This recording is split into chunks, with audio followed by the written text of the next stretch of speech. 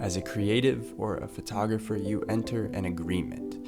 An assumption is made that you will constantly be seeking stories, perspectives, narratives that compel, and this desire to find the next opportunity, well, this week it takes me on a trip to southern New Zealand in the Haast region, backpacking for 3 days with my wife, my dog, and the Nikon Z8 paired with the TTArtisan 75mm f2, a lens I have quickly fallen in love with.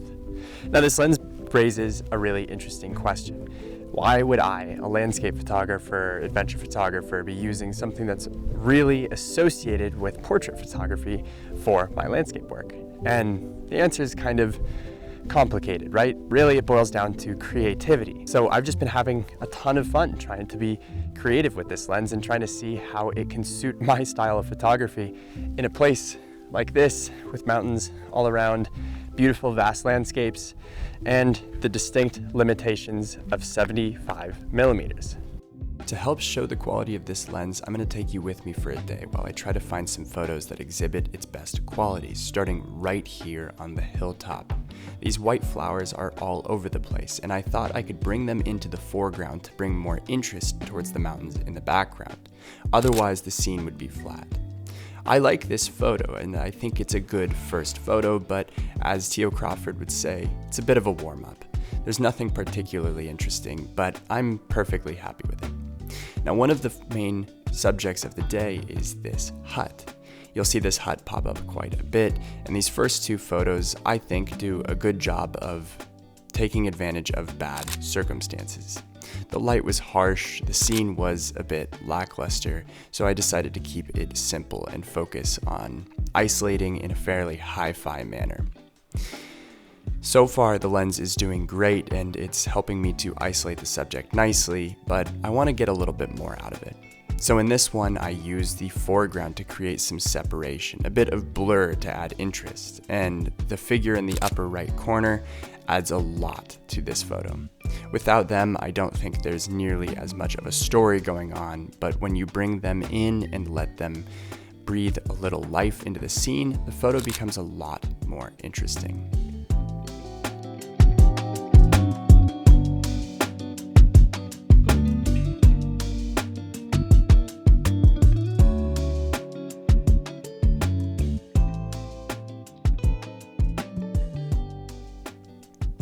So now, a little later in the day, the sun is getting a bit softer, the light is a bit less harsh, and people are now wandering the hillside. I found this person enjoying the end of the day, walking up to this hill to take a seat, and I just started to employ my favorite technique with telephoto lenses: depth, context, and interest. We have depth as through the layers from the foreground all the way to the background, which is the ocean. We have context with the lake, and we have interest with the person. For me, it scratches all of the itches of a good telephoto shot, something I always try to do when I'm shooting. Otherwise, I run the risk of a boring photo.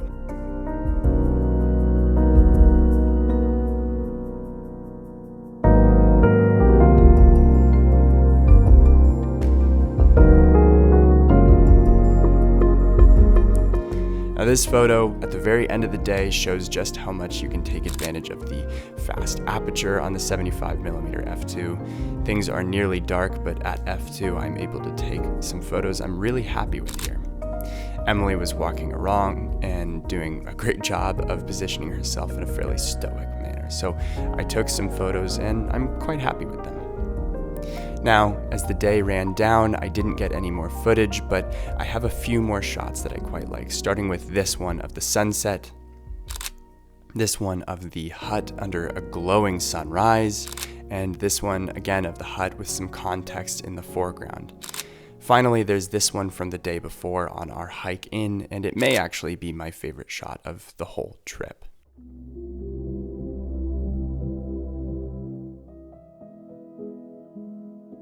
I've been using this lens for a couple of months now, and I have to say, on these kinds of peaceful adventures where the pace is slow and I have the opportunity to think through my compositions, very few lenses give me that sense of joy to experiment with, and the results have been some of my most creative and some of my most cherished of the whole year in just that 2-month span. So let's head back to the office and let's have a quick chat. Just as a quick question, what lenses do you guys use when you're trying to find creativity, when you're trying to introduce it into your work? I'd love to know. Let me know down below. Before anything else, I need to thank TTArtisan for sending this lens out to me. I actually reached out to them and asked if they'd be willing to send me a copy because, quite frankly, for the price, I couldn't think of anything else that compared. And while I don't want this to be a gear channel, I do want to point out really good pieces of gear that are really good value when the opportunity comes along, because quite frankly, this is such an expensive activity that something like this can really change your ability to create visual series, to capture narratives in the beautifully creative way that you have in mind. So thank you, TTArtisan, for sending this to me. So with that in mind, let's talk a little bit about this lens. I'm going to start off with the cons because I think that's worth getting out of the way, and there are relatively few. The very first is this lens hood. It's junk. It's just terrible. It breaks off, it falls off, it barely clicks on. I don't like it. It seems to not really do much to prevent flaring, and quite frankly, a little more thought on the lens hood would have been worth it. Second, there's a little bit of build concern, right? So the markings here on the aperture ring sometimes don't exactly line up, and there's a little bit of play in this ring. Furthermore, it's quite loose, so I find myself changing it on accident pretty often while I'm out there. Most often, I'll have it in A so that I can change the aperture on my camera rather than on the lens, but when I pick it up to shoot, I'll find that it's switched to 16 or 11, whatever. It's just rotated without me knowing it, and that can get just slightly frustrating. Finally, it's not weather sealed, and a lot of my work is in poor weather, so that does give me pause on occasion when I want to use the lens, but the environment I'm heading into maybe suggests I shouldn't. Now with that in mind, I am not really one to take care of my lenses all that well. I tend to take them into weather environments regardless of whether they should be in those environments. So in this case, I have brought it in some pretty crazy rainstorms and it's still working. It's beautiful. Now getting into the pros of this lens. The very first and the most obvious is going to be the fact that it's less than $200 US for what I consider to be a lens worth something more like $500 to $700. But what actually makes it so good? First, that f2 aperture lets you shoot late into the day, and so for someone like me that's shooting past blue hour or before sunrise all the time, I'm able to take advantage of more hours of the day to take more photos. And as you saw in some of the photos I shared, there are really late day shots, there are very early day shots, and the only other lens I really have that would produce that kind of result or allow me to shoot at that time of day is the 35 to 150 f2 to 2.8, and it's only f2 at around 35, so having a 75 f2 is a very liberating experience. Now the next thing is hard to quantify, but it's where almost all of the value is ingrained in this lens. It has a look. So what does that really mean, right? I think we talk about looks in cameras and in lenses all the time.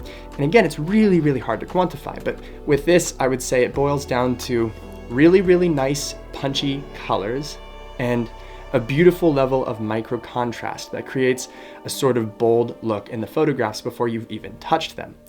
Some people have compared this to the Leica look, and quite frankly, I don't have enough experience with Leica to actually speak to that. But I will say, it's the only lens I have that seems to have this punch to it, this sort of innate beauty right out of the gate. And having that means that the photos have this extra jazz. That's something that I think stands out whenever I use it, and it's just beautiful. It's a lot of fun. The next point is a bit of a pro and a con. So you'll have noticed in one of my images, I'll show it here, that there was a wild lens flare going on. And That's exactly it. This lens has some crazy lens flares. Now, you don't get the precise, beautiful lens coatings that you're going to get on, Sony G Master, Nikon S line, or the red badge Fujifilm lenses. Those are all going to have expensive coatings that prevent this kind of flaring from happening so badly. But on this lens, it's a bit uncontrolled and it's a bit out of hand at times. Now, with that said, it creates these really, really cool effects when you use it intentionally. In a couple of these photos, the lens flare is actually what added that beauty element. It added a bit of interest to it, and ultimately I was glad to have it. So I'll consider it both a pro and a con. Now, finally, it's a lightweight lens, and having a lightweight lens is pretty dang useful because it means I'm going to bring it. Now, it has a little weight to it, which actually I prefer rather than something really cheap and plasticky, but it by no means is a heavy lens, and that's something that's very, very worth it.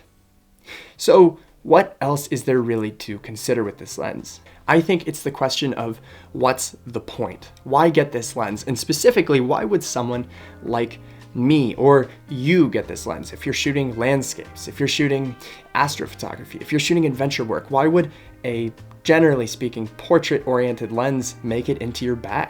Well, the answer boils down to, like I said earlier, creativity and the ability to push yourself into unfamiliar territory. Using a lens like this creates the opportunity to blow out backgrounds and foregrounds. It creates the opportunity to shoot at different times of day. It creates the opportunity to build in very non-normal perspectives that capture interest in your viewer because they can't imagine seeing it that way. That is one of the great values of a telephoto lens innately, is that it doesn't look the way you see the world.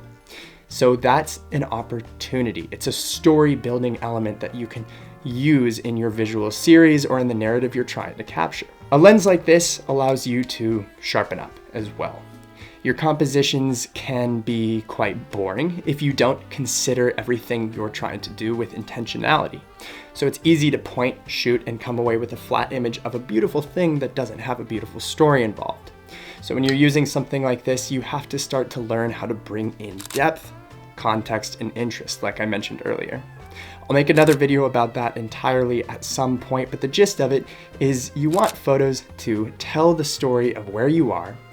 You want them to bring in elements such that the composition is compelling and guides the eye through, and you want that to actually be of an interesting subject. Anyway, this lens is a blast. Telephoto lenses in general are a blast, and this one will not leave my bag for most of this year. I'm gonna try to get really good at this lens. I wanna bring it as my creative outlet lens through pretty much the whole year.